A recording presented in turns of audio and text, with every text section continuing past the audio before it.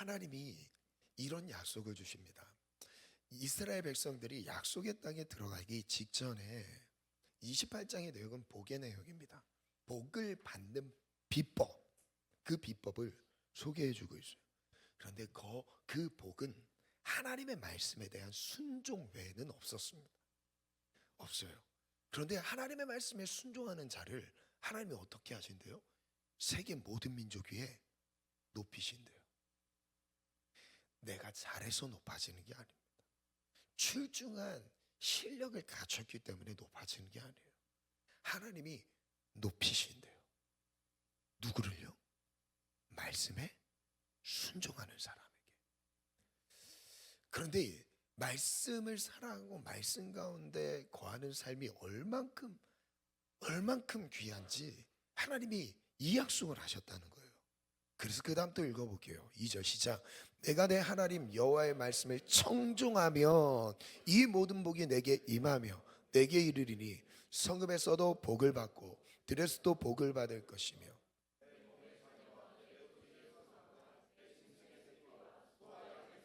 복을 받을 것이며 내 광주리와 떡반죽 그릇이 복을 받을 것이며 내가 들어와도 복을 받고 아멘. 오늘 이 신명기 28장의 복에 대한 메시지가 우리 모든 성도님들에게 이루어지기를 원합니다. 자, 그런데 왜 말씀인가? 왜 순종인가 보니까 하나님은 복 자체를 우리에게 주고자 하시지만 복이 중요한 게 사실 아닙니다. 하나님과의 관계가 중요해요.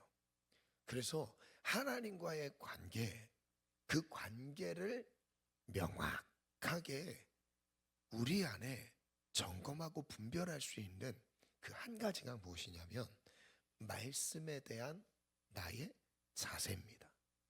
내가 백날 하나님 사랑합니다, 사랑합니다, 사랑합니다 고백하는데 말씀이 내 삶에 없잖아요. 그거 거짓말이에요. 거짓말이에요. 근데 이런 경우도 있습니다. 전 하나님 사랑하는지 잘 모르겠어요. 그런데 매일 말씀과 동행하고 있어요. 그 사람 하나님 사랑하는 거 맞아요. 사람마다 성향이 달라서 자신 있게 고백하는 사람이 있고요. 늘 부족한 가운데 하나님께 연약함을 고백하는 사람이 있습니다. 그런데 그 기준은 말씀을 사랑하는 거예요. 내가 말씀을 사랑하잖아요. 하나님은 하나님을 사랑하는 것을 여겨요. 그럼 우리가 하나님을 사랑하는 것을 무엇으로 표현할 수 있겠습니까? 하나님을 위해 어떤 봉사를 합니까? 아니요, 안 해도 돼요. 봉사가 중요한 게 아닙니다. 헌신이요? 안 해도 됩니다. 이거 중요한 게 아니에요. 진짜 중요한 건요, 말씀을 사랑하는 거예요. 이게 본질입니다. 그 말씀을 사랑함으로 하나님의 인도하심 가운데 헌신하게 되는, 이거 좋은 일이죠. 그 본질은 무엇이라고요? 내가 말씀을 사랑하는가라는 거예요. 한번 띄워주시겠어요? 말씀 같이 읽겠습니다. 시작. 너희가 나를 사랑하면 나의 계명을 지키리라. 그 다음, 나의 계명을 지키는 자라야 나를 사랑하는 자니 나를 사랑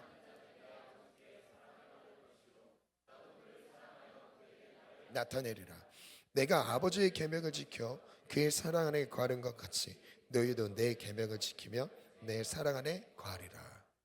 말씀 사랑이 하나님 사랑이래요. 하나님 사랑하고 싶은데 잘 모르겠다. 말씀 사랑해 보세요. 말씀을 사랑해 봅시다. 이게 전부예요. 내년에 저희 표어거든요. 주 말씀 의지하여. 말씀 사랑하는 게 제일입니다. 한 조사가 있는데요. 말씀을 지속적으로 읽지 못하는 이유에 대한 미국의 크리스천 스탠다드 바이블 그리고 베프티스트 리뉴얼에 근무하고 있는 브랜든 스미스라는 분이 이런 연구를 했습니다. 사람들이 왜 지속적으로 성경을 읽지 않을까라는 질문에 두 가지 답으로 모아졌어요. 첫 번째는 읽은 시간이 부족하다. 바빠서 못 읽는다는. 두 번째는 내용 이해가 어려워서 어렵기 때문에 못 읽는다는 거죠. 그런데 이분이 그 내용을 잘 정리하면서 마지막 결론으로 했던 내용은 결국 결론은 이거였어요. 그 다음 띄워주세요. 환경 때문에 못 읽는 것 같다. 어렵기 때문에 못 읽는 것 같다. 그런데 진짜 사람들이 성경을 안 읽는 이유는 여기에 문제가 있었대요. 같이 읽어볼게요. 시작. 진짜 이유는 하나님의 말씀이 살아있다는 것을 잊었기 때문이라는. 그러니까 하나님의 말씀이 지금도 그 말씀대로 우리의 삶 가운데 역사하실 수 있다라는 것을 믿지 않아서 안 읽는 거랍니다. 믿음이 약해져서 말씀 그대로 이루어진다는 것을 내 안에 잊었기 때문에 말씀 보는 것을 멈췄다라는 거예요. 결국 환경의 문제가 아니라 믿음의 문제예요. 환경이 어려워서 못 읽는 게 아닙니다. 하나님 말씀에 대한 믿음이 부족해서 안 읽는 거예요. 못 읽는 게 아니라 안 읽는 거예요. 오늘 우리의 내면을 다시 한번 점검해보는 시간이 되었으면 좋겠어요. 그러면 여기서 조금 더 깊이 있게 들어가 볼게요. 안 읽는 이유가 뭘까라는 걸 보니까 하나님의 말씀이 나의 삶에 영향력을 미치지 않는다라는 잘못된 믿음 때문에 그래요. 하나님의 말씀이 말씀 그대로 내 삶에 이루어진다라는 것을 안 믿는 이상한 믿음인 거죠. 만약에 생각해 보세요. 말씀을 믿습니다 했는데 그 믿는다는 게 있는 그대로 이루어지고 하나님의 말씀대로 내 삶에 이루어집니다. 가정도 일터도 여러분들의 꿈과 비전도 다 말씀대로 이루어집니다. 이루어진다는 걸 믿는다면 안 읽을 이유가 있을까요? 현실은 어려운데 하나님은 하게 하신대잖아요. 현실은 어려워도 주님은 역사하실 수 있대잖아요. 그럼 우리는 시간을 쪼개서라도 읽게 되거든요. 그런데 믿음이 없으면 안 된대요. 그럼 저는 이렇게 생각하는 거예요. 그 믿음이라는 건 하나님과의 관계인 거죠. 그래서 기도와 말씀은 같이 가게 돼 있는 거예요. 기도하지 않으면 말씀이 읽혀지지가 않습니다. 읽어지지가 않아요. 또 환경에 핑계대요. 어려워서 못 읽었어요. 바빠서 못 읽어요. 아니라니까요. 바쁜데 TV 보잖아요. 바쁜데 밥 먹지 않습니까? 바빠서 못 읽는 게 아닙니다. 속으면 안 돼요. 못 읽는 이유는 믿지 않아서 안 읽는 거예요. 여러분 오늘 믿음을 가지면 좋겠어요. 하나님의 말씀이 말씀하신 그대로 내 삶을 이루시고 도우시며 하나님 얼마나 귀한 주옥 같은 말씀들이 성경에 다 담겨 있습니까? 이 말씀을 내 삶에 이루어 주신다는데 이걸 거절할 이유가 뭐가 있겠어요? 이런 말씀을 사랑하는 것이 전부인 거예요. 아멘. 그래서 이번에 새해에는 말씀 감성이라는 사역을 할 거예요. 말씀 일장 아니에요. 말씀 감성입니다. 좀 저를 좀 닮았죠? 단어가 좀 따뜻한 표현을 써봤어요. 말씀 일장 하면 막 강제적으로 하는 그런 느낌이 계속 들잖아요. 이제 조금 여유 있게 작년에 올해 했으니까 말씀 감성입니다. 말씀 감성을 할 수 있는 4가지 척도가 있습니다. 첫 번째 희열도, 두 번째 의지도, 세 번째 확신도, 네 번째 시험 대응도. 그러니까 무슨 뜻이냐면 이 말씀에 대해서 하나씩 한번 띄워주시겠어요? 말씀 감성 첫 번째는 이 말씀에 대한 내가 희열감을 가지고 있는 거예요. 내가 느끼는데 이 말씀에 대한 기쁨, 그 안에 막 희열, 그 말씀 안에서 깨닫게 되었을 때 막 그 안에 기쁨 일어나는 게 있잖아요. 네, 다들 아닌 척 하지 마. 다들 있잖아요. 충청도 이게 문제예요. 다들 막 점잖아서 아닌 척 하시고 막.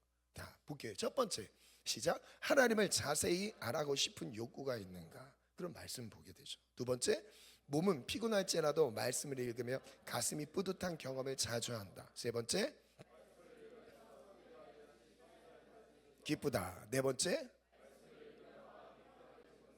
다섯 번째, 두 번째인데요, 말씀 의지도. 내 안에 의지를 가지고 말씀을 대하는 거예요. 첫 번째, 오늘 하루 말씀 읽어야 할 머릿속에 의지적으로 떠올린다. 두 번째, 세 번째, 네 번째, 다섯 번째. 이 말씀의 의지도. 이제 세 번째 가볼게요. 말씀 확신. 말씀에 대한 확신. 세 번째 시작. 말씀이 곧 하나님의 심을 믿는다. 말씀이 삶의 선택과 결정의 기준이 된다. 어떤 상황에서도 나에게 주신 말씀으로 인해 평안함을 느낀다. 내게 주신 말씀이 그대로 이루어짐을 확신한다. 내게 주신 말씀대로 이루어지는 삶의 경험이 많다. 그리고 마지막 네 번째인데요, 그 말씀이 내 안에 있어서 어떠한 환경에서도 그것을 극복해 나갈 수 있는 시험 대응도를 말하고 있습니다. 시작. 시험이 닥칠 때 사람의 위로와 조언보다는 말씀을 의지한다. 기쁠 때, 슬플 때, 두려울 때 감정을 이기는 말씀이 있다. 그러니까 내 마음의 감정에 따라 행동하는 게 아니라 느껴지는 감정은 있을 수 있어요. 당연히 있죠. 사람이니까. 그런데 감정은 진리가 아니죠. 감정대로 살지 않습니다. 어떻게 해요? 내 안에 말씀이 있는 거예요. 그 말씀이 감정을 이끌어가는 거예요. 정말 중요한 겁니다. 세 번째, 나에게 말씀하시는 하나님의 음성을 분별하기 위해 말씀을 읽는다. 말씀을 든 의미가 무엇인지, 말씀을 붙잡고 있는 그 삶이 무슨 뜻인지 알고 있는 것. 마지막 다섯 번째, 아멘. 그래서 오늘 이 한 장의 그 페이퍼를 준비했거든요. 이걸 체크할 수 있게 각자마다 내가 말씀을 얼만큼 사랑하는가 점검할 수 있는 하나 준비했습니다. 그 좀 이따 나눠주시기 바랍니다. 자, 이제 말씀을 들어갈게요. 하나님의 말씀은 지금도 살아 역사합니다. 지금도 쉬지 않고 말씀은 일하고 계십니다. 그런데 이 말씀이 살아있다는 것을 확인하기 위해서 하나님은 우리에게 어려운 상황을 허락하세요. 말씀을 의지할 때 보니까 첫 번째, 위기 극복입니다. 시험을 당할 때 그 시험으로부터 하나님이 보호하시는 것을 말씀으로 경험하게 하세요. 두 번째는요, 나의 인생에 복의 길을, 축복을 부어주시는 것을 말씀을 통해서 경험하게 하십니다. 하나님의 공급이죠. 저는 하나님의 보호와 공급이 사랑하는 모든 성도들의 26년의 삶 속에 있기를 확신하고 축복합니다. 오늘 것을 기대하면 좋겠어요. 첫 번째인데요, 광야로 인도하신 하나님. 오늘 이삭에 대한 내용을 나누려고 해요. 하나님께 복을 받았던 이삭의 삶을 보면, 우리 한 달 정도 야곱의 인생을 좀 나눴잖아요. 야곱의 인생과 이삭의 인생을 비교해 보면 진짜 야곱은 파란만장합니다. 그냥 삶 자체가 험한 나그네 삶을 살았다라고 말할 수밖에 없는 고난의 연속이었어요. 그런데 이삭의 삶은 복이 참 많았습니다. 차이가 뭘까요? 차이가 어디 있을까요? 차이는 말씀에 대한 자세에 있었어요. 야곱은 말씀에 대한 자세가 약했습니다. 그래서 고난으로 하나님의 복을 경험했어요. 근데 이삭은요, 순간순간 하나님의 말씀대로 갑니다. 그래서 이삭의 내용이 좀 짧지만 이삭의 삶을 하나님이 복되게 하신 것을 보게 합니다. 오늘 26년도에 이삭의 삶, 이삭에게 주신 축복이 성도들에게 삶에 넘쳐나기를 원하는데, 이삭의 인생에 두 가지 위기가 있었어요. 첫 번째, 환경의 위기가 있었습니다. 흉년이었고요. 두 번째는 관계적인 위기가 있었습니다. 아내를 빼앗길, 잃어버릴 위기가 있었습니다. 이 두 과정을 어떻게 넘기는지를 한번 볼게요. 자, 창세기 26장 1절 말씀인데요, 흉년에 대한 말씀입니다. 같이 읽습니다. 시작.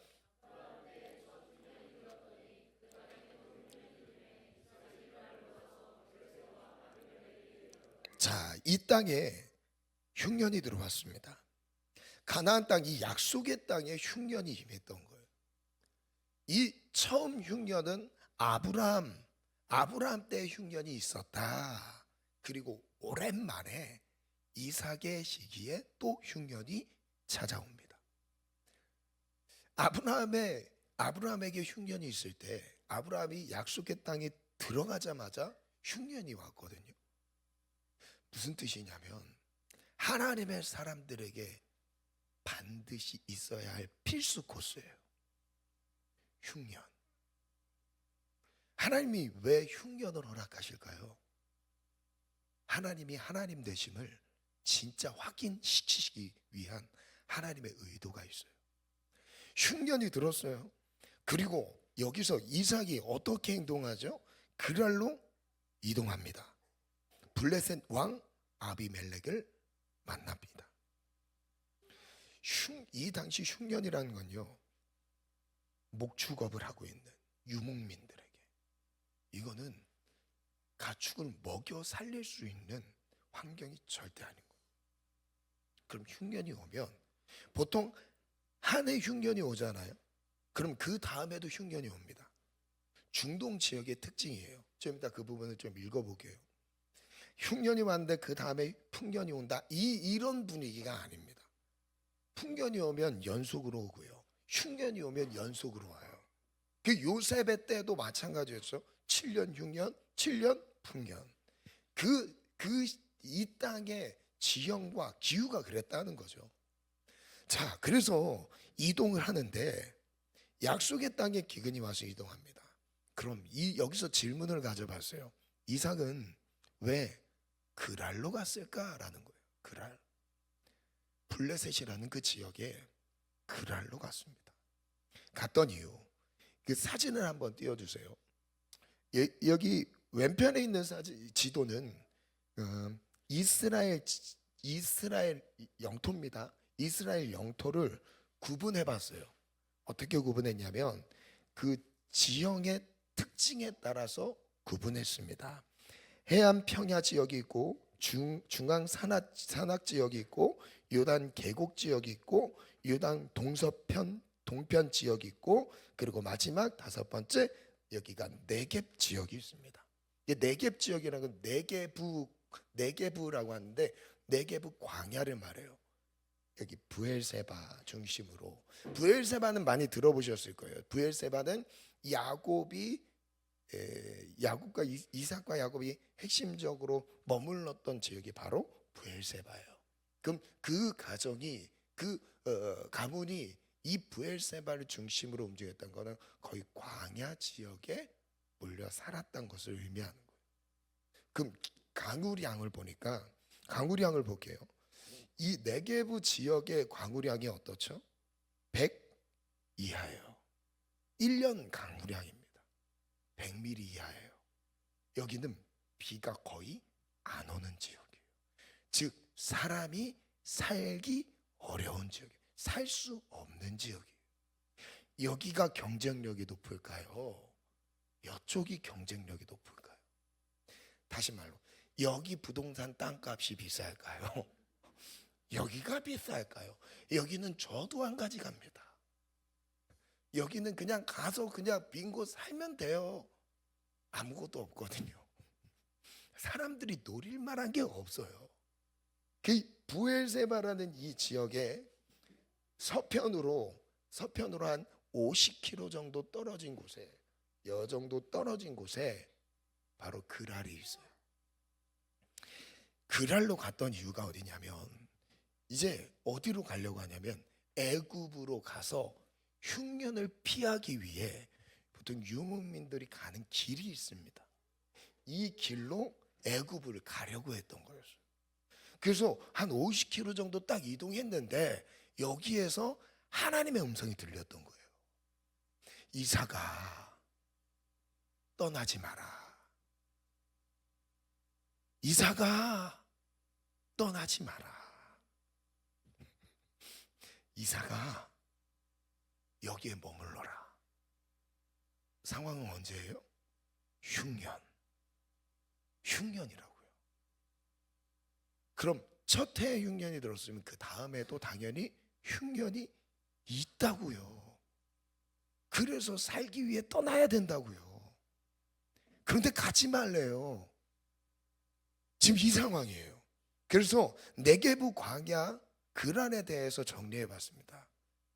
첫 번째, 이스라엘 남부에 있는 네게부 광야, 이스라엘 전체 면적의 60%를 차지합니다. 넓은 지역이. 두 번째, 네게부는 건조한 땅이라는 뜻을 가졌다. 세 번째, 황토로 덮인 반 산성 반 산악지대이다. 농사 지을 수 없는 땅이에요. 가루 형태의 토양은 물 흡수가 느리고 나무가 거의 없으므로 어쩌다 내리는 비는 거세게 흘러 토양을 침식시킨다. 농사할 수 있는 환경입니까? 아니죠. 광야와 산지 사이에 있기 때문에 어느 때는 광야가 되고 어느 때는 산지처럼 농사를 지을 수 있다. 변수가 많아요. 불안하다는 거예요. 그 변수를 모험할 필요가 없죠. 다섯 번째, 강우 시기, 강우량을 전혀 예측할 수 없으며 연평균 강수량이 200~300인데 200 이하입니다. 강이 없어서 척박합니다. 마지막, 생존 측면에서 비의 의존도가 절대적이다. 비가 내려야만 살 수 있는 지역이에요. 그런데 비가 안 내리는 지역이에요. 이게 광야예요. 비가 와야만 살 수 있는데 온다면 살 수 있어요. 참 신기해요. 비가 오잖아요, 풀이 자랍니다. 이스라엘 가보면요, 광야예요. 하루에 비가 왔어요. 그 다음날 가면 풀이 자라 있어요. 좀 푸르게 올라옵니다. 이게 이스라엘 지형의 특징이에요. 비가 오면 살 수 있는데 비가 안 오는 지역이라고요. 그게 바로 광야입니다. 그들에게 있어서는 그래서 기후 조건이 너무 중요했어요. 일기가 너무 중요해요. 비구름이 오는 게 너무 중요합니다. 오늘 기도 찬양 비 준비하시니 할 거예요. 자, 그런데 여기에 그랄이라는 지역을, 이 약속의 땅을 떠나지 말아라 라는 하나님의 명령이 있었어요. 여러분 같으면 어떻게 하겠어요? 나 같으면 어떻게 해요? 어떻게 할까요? 하나님 말씀을 한번 읽어볼게요. 2절부터 시작. 여호와께서 이사에게 나타나 이르시되 애굽으로 내려가지 말고 내가 내게 지시한 땅에 거주하라. 이 땅에 거류하면 내가 너와 함께 있어 내게 복을 주고 내가 내 자손을 하늘의 별과 같이 번성하게 하며 이 모든 땅을 내 자손에게 주리니 내 자손으로 말미암아 천하 만민이 복을 받으리라. 복을 말씀하시면서 떠나지 마라. 살려고요? 아니야, 떠나지 마라. 그런 다음에 약속을 주세요. 복을 줄게. 그 다음에 5절 읽어볼게요. 시작. 이는 아브라함이 내 말을 순종하고 내 명령과 내 계명과 내 율례와 내 법도를 지켰음이라. 너 아버지 아브라함도 이거 경험했다는 거예요. 떠날 만한 상황에서 하나님이 붙잡았다는 거예요. 그게 바로 무엇이었대요? 말씀이었대요. 환경에 따라서 움직이는 게 아니라 말씀에 따라서 움직이는 거예요. 하나님을 믿는 사람, 우리는요, 환경이 어려워서 살기 위해서 가는 게 아니라 말씀하셔서 가는 겁니다. 오늘 우리가 그것을 선택하고 결정하는 중요한 척도가 되는 것은 주님이 말씀하셨냐 이거예요. 주님이 가라 하셨냐 이거죠. 주님이 머물라 하셨냐 이거예요. 주님이 하라 하시면 가는 거예요. 주님 말씀하지 않으면 듣는 거예요. 주님이 말씀하실 때까지. 어쩔 수 없는데요, 흉년이 왔잖아요. 가야 되지 않습니까? 아니요. 가는 중에 주님 또 말씀하셨죠. 멈춰라. 글을 한번 띄워주시겠어요? 역사 지리로 보는 성경 구약편에 있는 내용을 정리해봤습니다. 중동 지역은 한번 비가 오면 계속 와서 풍년이 들고 한번 흉년이 들면 계속 흉년 상태다. 그래서 1년차 흉년 때 빨리 이동하지 않으면 2, 3년차 때 생계가 몹시 위태로워진다. 이래서 빨리 움직여야 되는 거예요. 한 해까지 기다려보는 거죠. 아니다 하면 살기 위해 다 옮겨갑니다. 비가 오지 않으면 웬만한 샘은 바닥을 드러내고 풀도 자라지 않아. 양떼를 키울 수 없다. 물 있는 곳으로 양떼를 옮기는 일을 조금만 지체해도 모두 죽게 된다. 그러니 샘 근처 원주민과 유목민 간에 물과 초지를 둘러싼 싸움이 일어날 수밖에 없다. 여기서의 전쟁은 진짜 살기 위해서 하는 전쟁이에요. 이삭이 우물을 이 뒤에 막 뺏기잖아요. 그 뺏기는 장면도 뺏으려고 하는 사람들도 이해가 돼요. 살기 위해서, 물을 얻기 위해서 뺏습니다. 이게 그냥 당연한 문화인 거예요.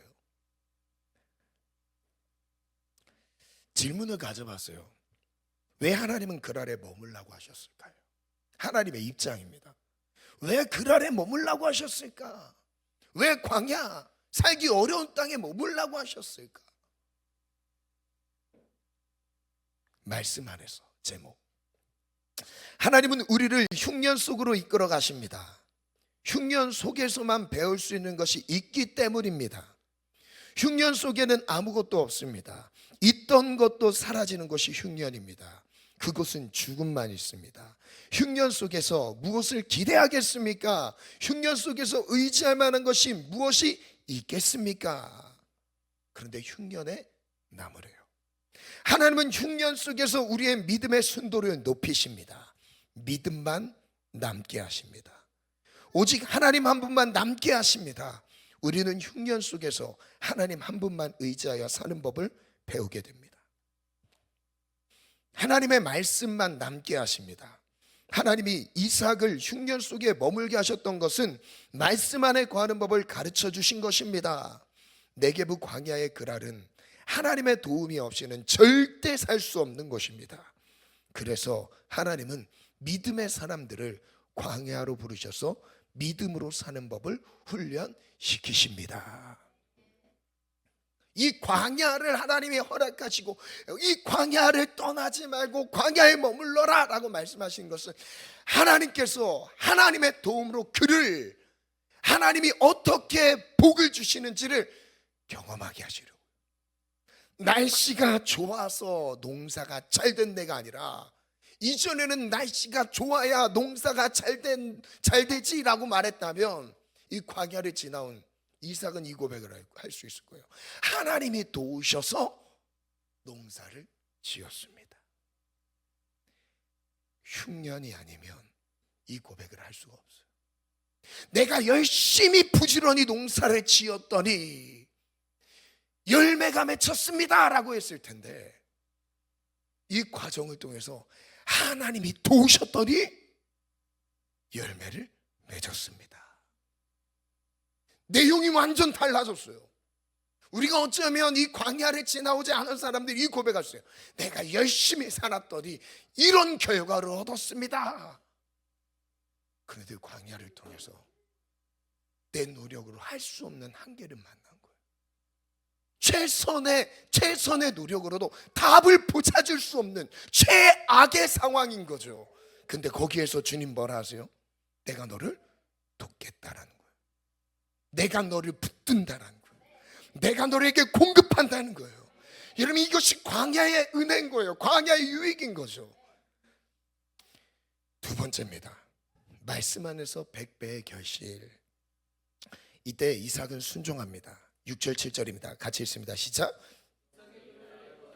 하나님의 말씀 듣고 딱 그 자리에 거주합니다. 가던 길을 멈췄어요.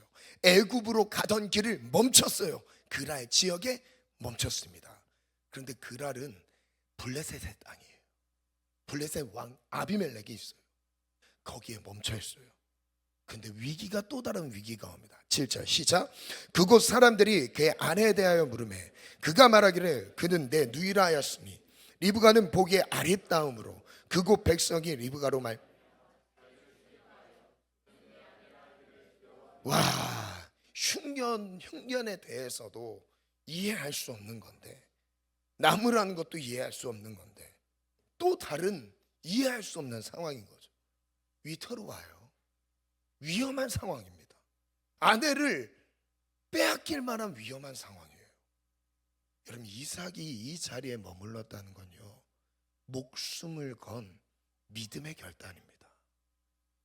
모든 것을 다 잃을 수 있지만 주님 말씀하셔서 머무는 거였어요. 그냥 조금 어려운데 믿음으로 산 게 아니에요. 조금 어려운데 믿음으로 버틴 게 아닙니다. 모든 걸 잃어버릴 위기인 거예요. 흉년이어봐요. 그 사람 만약에 아내를 빼앗겨봐요.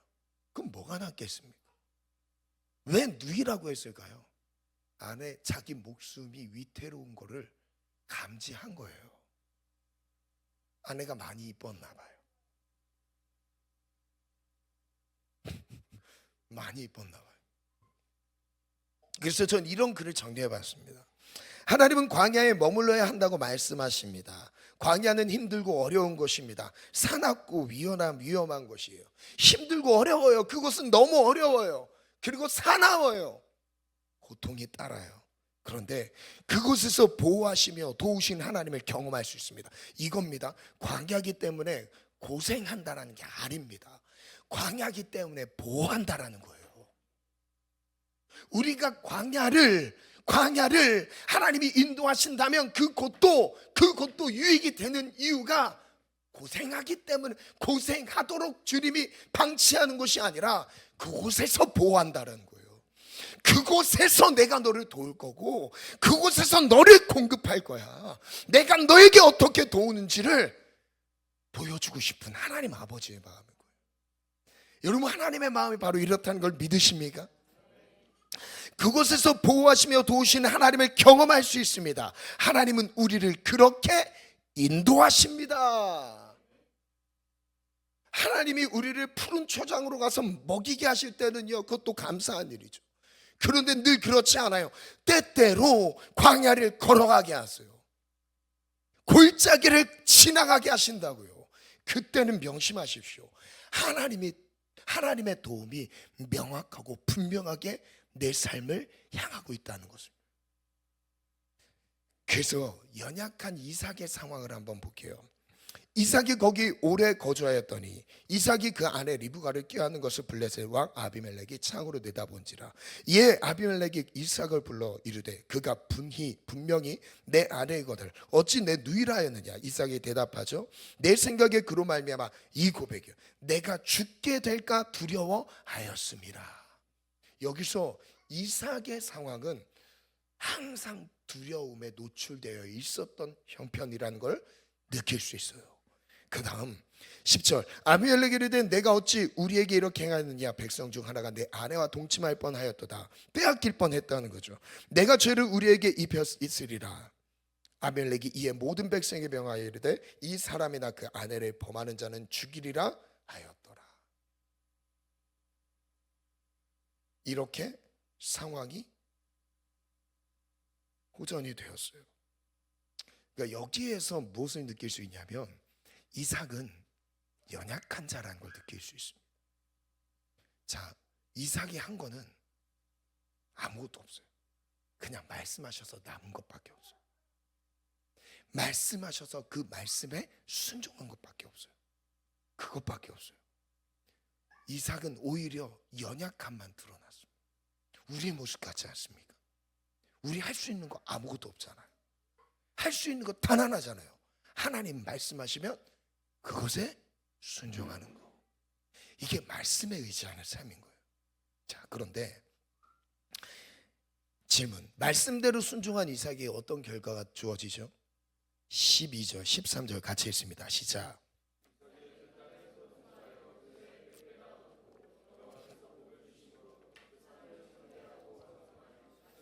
아멘.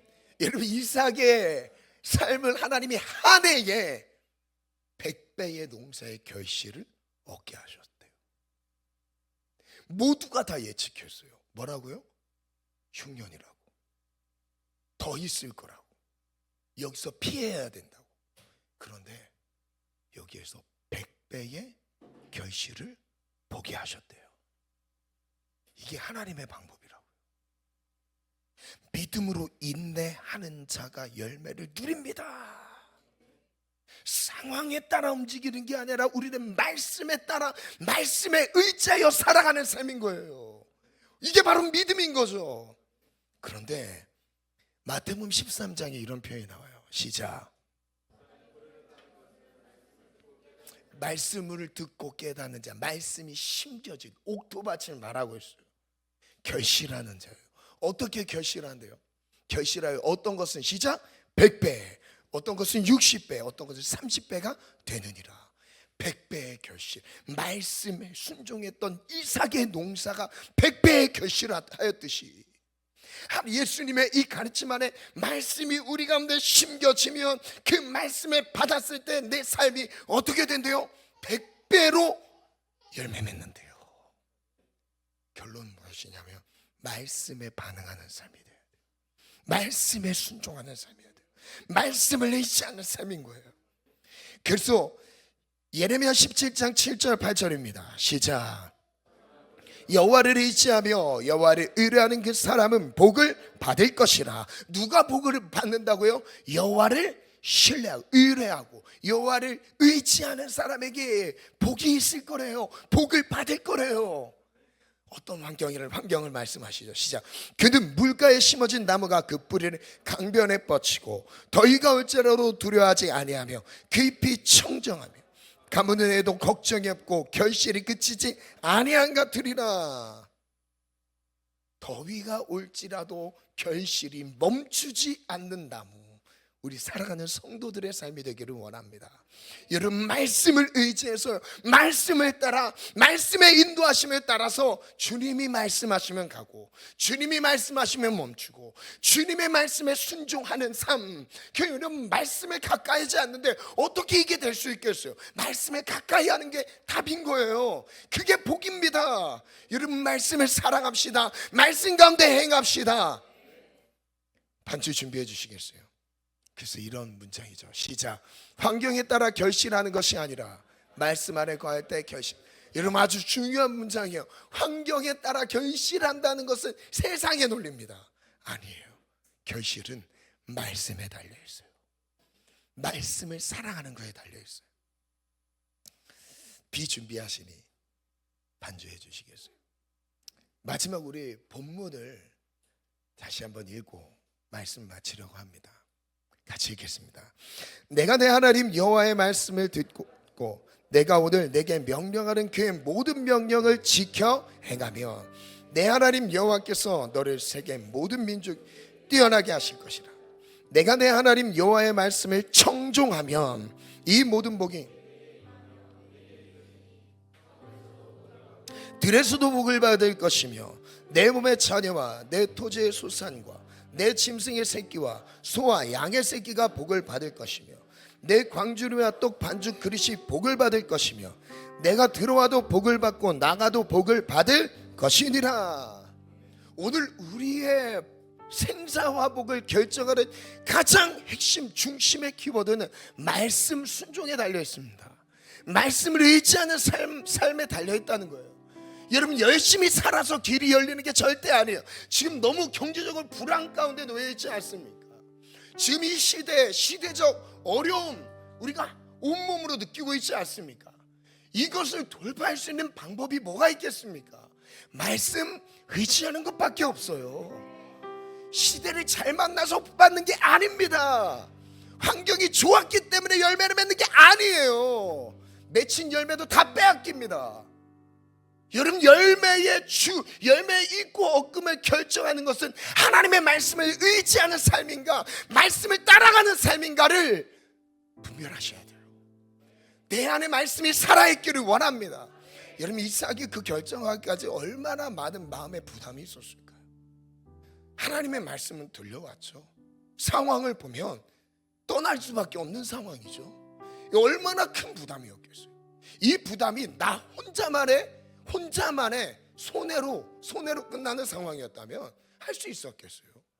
그런데 책임감이 있었지 않았을까요? 자기의 결정으로 가족이 다 죽을 수도 있습니다. 자기의 결정으로 가지고 있던 모든 재산들을 다 날릴 수도 있어요. 흉년 있으라고 했는데 흉년이 이어졌다고 생각해봐요. 이거는 끔찍한 일입니다. 그래서 믿음의 도전이었던 거예요. 여러분, 오늘 우리의 상황 속에서 하나님이 믿음의 도전을 하라는 거예요. 말씀을 붙잡는 겁니다. 그 믿음의 도전은 어려운 것 같지만 단순한 거예요. 말씀을 의지하는 삶, 말씀을 의지하고 말씀대로 말씀을 붙잡고 살아가는 삶. 오늘 우리 안에 말씀이 없으면 몸이 평생 고생합니다. 근데 이 광야라 할지라도 말씀이 있으면요, 어려울 것 같은데 주님이 도우세요. 안 될 것 같은데 주님이 열어가세요. 이게 우리를 향한 하나님의 계획이라니까. 너가 열심히 살아서 되는 게 아니야. 내가 도울게, 내가 너를 책임질게, 내가 하늘의 비를 내가 내려줄게. 다들 예측하는 게 비가 안 오는 땅이래요. 농사를 지을 수 없대요. 그래, 주님이 말씀하셔서 그 자리에서 씨를 뿌립니다. 씨를 뿌릴 때요, 생각해보세요. 지금 뿌린 대로 바로 싹이 납니까? 씨를 뿌리는 상황에서 비가 왔겠습니까? 100배의 결실을 얻으려면 몇 달이 지나야 되잖아요. 몇 달 전에 믿음으로 도전했던 거예요. 척박한 땅에, 가물어 메마른 땅에 씨를 심어보겠다. 왜? 주님이 말씀하셨으니까. 왜? 주님의 말씀이 생명이니까. 이걸 도전했던 겁니다. 오늘 우리의 26년도는 그 희노애락은 어디에서 결정된다고요? 말씀에서 결정되는 거예요. 말씀을 의지하는 가정으로 세워지기를 원합니다. 말씀을 의지하는 여러분의 미래가 되기를 원합니다. 여러분, 내게 광야 같은 우리의 환경을 하나님이 도우셔야만 살아갈 수 있는 우리의 형편과 처지를 인정하고 우리의 노력 내려놓는 거예요. 그리고 믿음으로 살아가기로 결정합시다. 우리 찬양으로 하나님 앞에 나아갈까요? 비준비하시니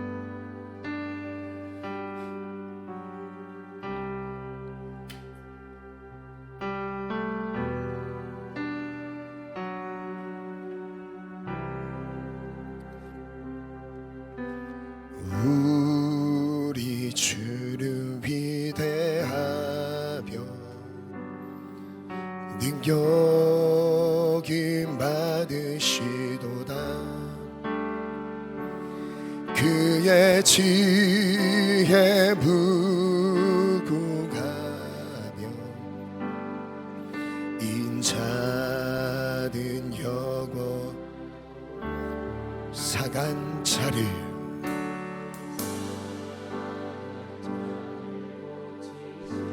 우리의 상처를 싸매시는 주님, 광야 같지만 하나님의 도움의 손길이 있는 곳이 광야. 하나님, 오늘 우리가 당하는 어려움으로 끝나게 하실 것이 아닙니다. 하나님, 광야이기 때문에 더 도우실 거예요. 더 붙드실 거예요.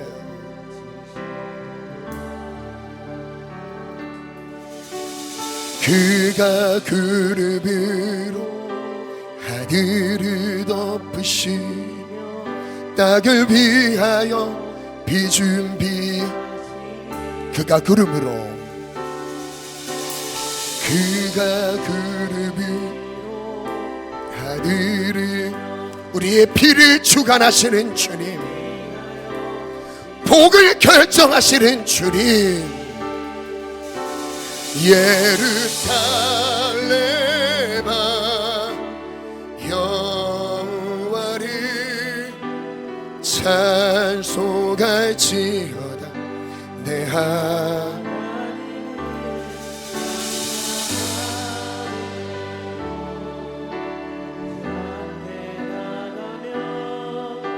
주임새 앞에 경배.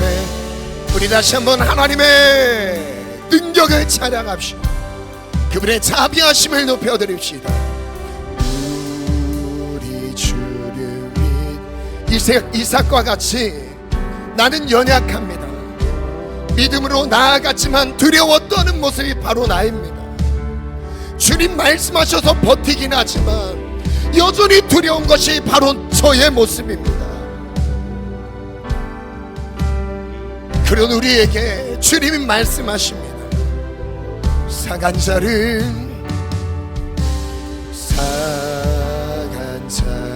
고치시 상처를 싸매시도다. 별들의 수를 세시며 이름을 붙이셨도다. 그가 그룹으로 하늘을 덮으시며 낙을 위하여 비 준비한 그가 그름으로 그가 그름 우리를 위해 비를 준비하시는 주님, 예측할 수 없는 불안한 환경 속에서 하나님이 구름을 띄우시며 비를 내리십니다. 예루살렘아 여호와를 찬송할지어다. 내 하나님을 감사비로 그 앞에 나가며 주임새 앞에 경배. 그가 그름으로 그가 그름 광야여도 괜찮습니다. 아니 광야여서 더 좋습니다. 주님이 하셨다고 말할 수 있습니다. 주님이 도우신다고 말씀하신 말씀 고백할 수 있습니다. 아멘. 들을 덮으시며 낙을 위하여 그가 구름으로 그가 구름으로 하늘을 덮으시며 낙을 위하여 비 준비하시리. 예루살렘아 여호와를 찬송할지어다. 내 하나님을 감사비로 그 앞에 나가며 주임새 앞에 예루살렘아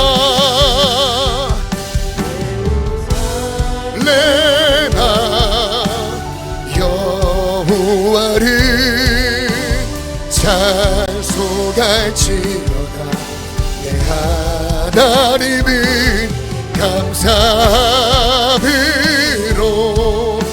그 앞에 나가며 아멘.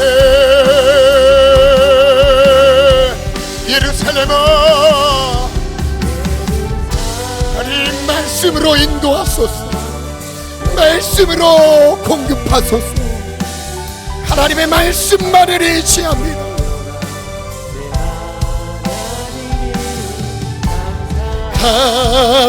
합으로 그 앞에 나가며 주임새 앞에 우리 오늘 말씀을 생각하면서 자유롭게 한번 기도하겠습니다. 주님 찾고 기도합니다. 주여 주여 주여. 하나님 오늘 우리가 말씀을 사랑하기 원합니다. 말씀을 의지하여 사랑하길 원합니다. 삶의 경험이 아니라 환경과 현실의 문제가 아니라 하나님의 말씀을 따라가게 도와주옵소서. 말씀 안에 거하는 법을 배우게 도와주옵소서.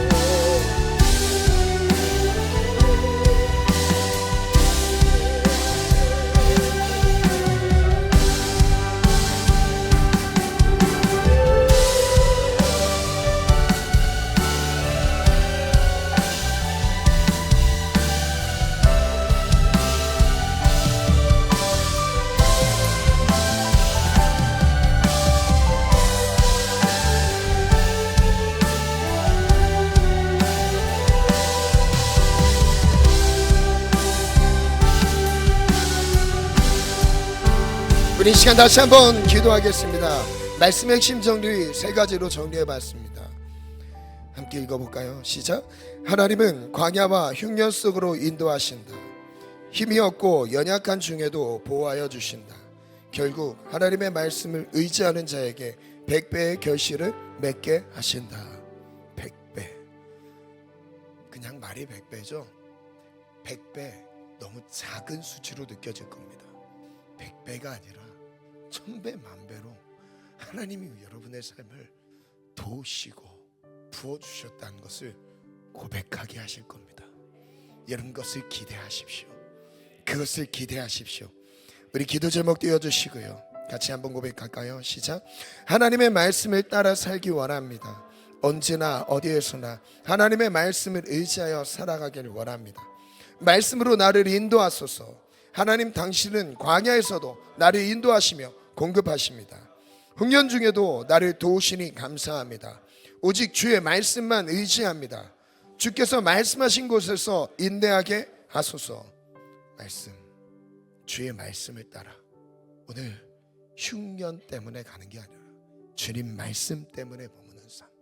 오늘 그 말씀이 나를 이끄시는 삶이 되기를 원합니다. 두 번째입니다. 시작. 저는 이삭과 같이 연약한 자입니다.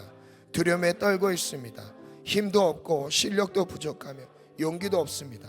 아무것도 할 수 없습니다. 주님 말씀하셔서 순종하며 따를 뿐입니다. 당신은 보호하여 주십니다. 믿음으로 걸어가는 한 걸음을 붙잡아 주소서. 두려움 중에도 말씀 의지하여 나아간 이삭과 같이 저 두려워 떠는 연약한 자입니다. 그 장면을 성경이 기록한 이유는 이삭이 위대해서 열매를 맺은 게 아니라는 걸 가르쳐 주는 거예요. 여러분, 남자로서 얼마나 수치스러운 장면입니까? 용기 없이 지켜내지 못하는 그 환경 속에서. 그런데 하나님은 이삭 편이었어요.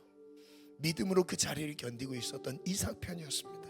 오늘 우리의 삶을 믿음의 한 걸음을 걸어가는 여러분의 걸음을 하나님이 이렇게 도우실 거예요.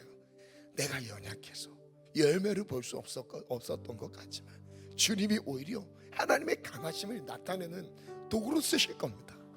그 다음 마지막입니다. 세 번째, 시작. 이삭에게 허락하신 100배의 주. 하나님, 당신은 복의 근원이십니다. 하늘의 비를 주관하셔서 당신께서 원하시는 자에게 비를 부어주십니다. 26년 새해에 하늘의 비로 함께 하소서. 아멘. 말씀 안에서 100배의 결실을 허락하소서. 말씀만 따라가겠습니다. 오늘 이 결단으로 새해를 준비하는 거예요. 송구영신을 준비하는 겁니다. 하나님, 지난 한 해 동안에 말씀 없이 걸어왔던 이 연약함 주님 내려놓습니다. 이제 말씀으로 승부를 걸겠습니다. 말씀으로 따라가겠습니다. 말씀으로 하나님이 어떤 분인지를, 나를 도우시는 분인지를 경험하게 하소서. 주님이 믿음의 한 걸음을 붙들어 주세요. 연약하여 지속할 수 없사오나 주님이 도우시면 됩니다. 주님이 공급하시면 됩니다. 여러분, 두 번째 찬양으로 준비해 주시고요, 자, 마음에 준비하시고요, 이 시간 뜨겁게 한번 기도해 봅시다. 100배의 축복, 여러분 너무 작을 거예요. 너무 작을 거예요. 하나님이 여러분들에게 부어주시는 그 축복, 그 이상의 복으로 하나님이 함께 하실 겁니다. 믿음의 도전을 하는 자, 말씀 붙잡고 걸어가는 그 한 걸음을 하나님이 지켜주실 것입니다.